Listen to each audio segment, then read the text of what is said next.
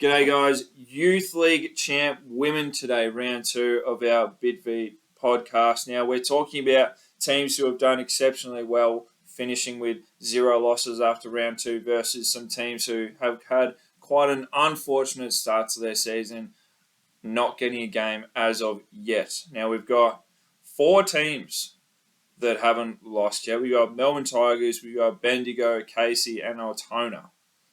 All 4 teams who are probably going to see towards the back end of the year at the top of the table. But we got some interesting people because we got Tyler Hooper and Lily Carmody who are playing in the Melbourne's Youth League team. Interesting to see how long we'll see them there for.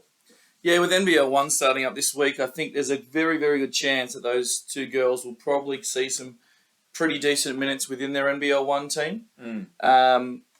Which could leave a couple of gaps in that VYC Tigers team that need to be filled. Absolutely. Same as Bendigo. You got Erin Condren, who's just a beast in the paint. Like, there's not many girls who are going to be able to stop her right now. She's averaging almost 20 points in her 2 games. And then you got Caitlin Richardson, who's also there playing just over 34 minutes per game, and she's just dominant. They're playing their pick and roll. They're getting on the ring.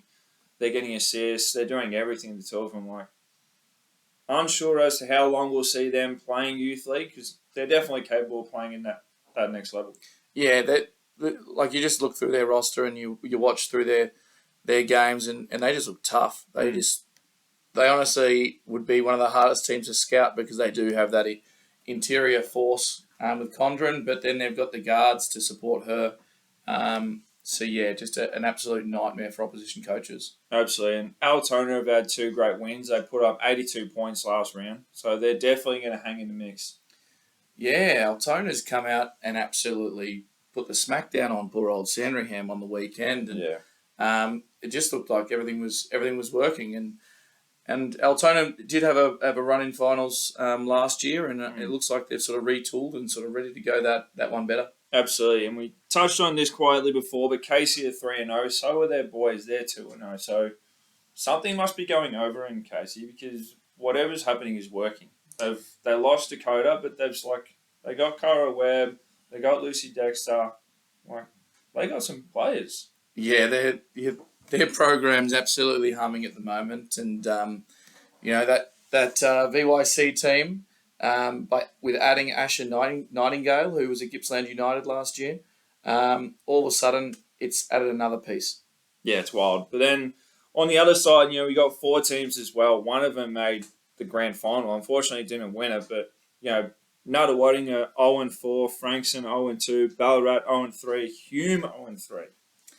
Yeah, Nuttawading's the one which jumps off the page for me, Ted. It just is surprising to see an 0-4 start. After they did make the grand final last year, I'm just not seeing where their offense is coming from at the moment. Hume as well. Hume made it pretty well.